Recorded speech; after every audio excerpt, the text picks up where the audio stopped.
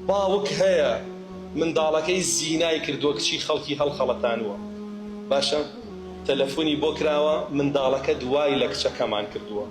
زانیوێتی بێدەسەڵاتن لەعنەتی ئەڵڵای لێبێ وتێتی چیەکەن بیکەن من خۆشم وابوو خۆی دانی بەوای ناوە بۆیە کوڕەکەشم وایە پیاوە وتبووی پیاوە نامەردترین ئینسانە چونکە ئافرەت ضەعیفەیە و لاوازە هەموو کەس پێوێرە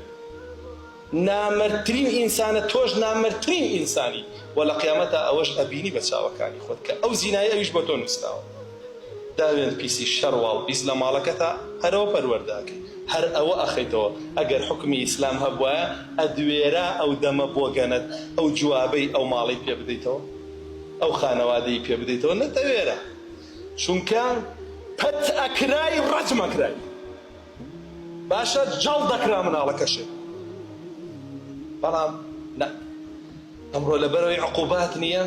کەس فێری حورمەت ناکرێت تۆ حورمەتی ئەو خەڵکە پارێز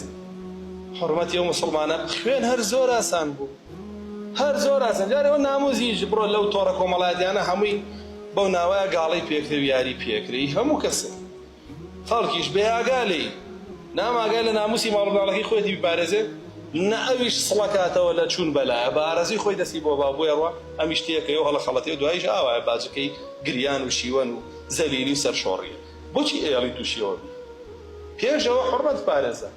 مناڵەکەتی لەسەر پەروەردە بکە ڕێگە مەدە تووشی ئەوە بێ و فێری ئەوە بێ ئەنجا بڕە تەماشاکە خوێن چەند هەرزان هەر کەس هەڵەسێ کوژێ بە ئارەزی خۆی زۆر تەبیعیە ئێستا مەزاجم تۆ ناگرێ و کوشت بۆ لەبەرەوەی فێر نەکراوم لە ئەڵڵا بترسم لەبەرەوەی عقوبەکەی ئەڵڵایان پەک خستووە کە کوشتنەوەیەتی وەگەرەو بکوژنەوە ئەوەی ترەڵێ ناکوژم بۆی نەمکوژنەوە بەس کە ئەو لێگەڕێن و قەڵەو یەکەن و ئێستا سزای لە سێدارەدان چییە؟ سێدارە چوارە نازانم ئێستا قەڵەوکردنە لە سجنە بە ئارەزی خۆی کوژێ دوای ئەڵێ 20 ساڵ لە سجنا قەڵەویکەنەوە سزای لە سێدارەدانەکەیەتی نە ئیش بکە نە کەسابەت بکە نە هیچ شتێ سێژەمە خواردن بچێتە بەردەمی ئیسراحەت لەوێ بخەوێ ئەمینیش بێ کەس نەیە بیکوژێتەوە ئەوە سزایە تو خوا ئەوە سزایە یا ژیان و نیەتی ها ئەو گاڵتەکردنە بە سزا ئەسڵە کەی سزایە لە ژوورێکا دایانێ و سێژەمە خواردن و ڕەفیق و برادەری وەکو خۆی هەبێ و بخەوێ و ئیسراحەت و جل و بەرگ و هەفتانە مواجە و سەردانی هەبێ و ئەمە سزایە ئەمە لە سێدارەدانە حکمی ئەڵڵا جەل جەلالوه بیکوژەرەوە بۆی خەڵکی تر پارێزراوە نە قەڵەو یەکەم و گەورەیەکەم و لەوێ دایانێم ژیانێکی خۆشی بۆ دابینەکەم بێ هیچ ئیش و کارێک ئەلەیە بە ئیسراحەت بژی گە تۆ هەڵەسی بەیانیە ڕۆی بۆ ئیشتاوەرە ئەوەشی نییە کەوی هەڵەسێ لە خەو چیشی کردو ئایکە ئەمە سزاکێتی یعنی خەڵکی نەبڕۆن بکوژن ئەوە شوێنی خۆشمان بۆ دابین کردوون ئەوە سزایە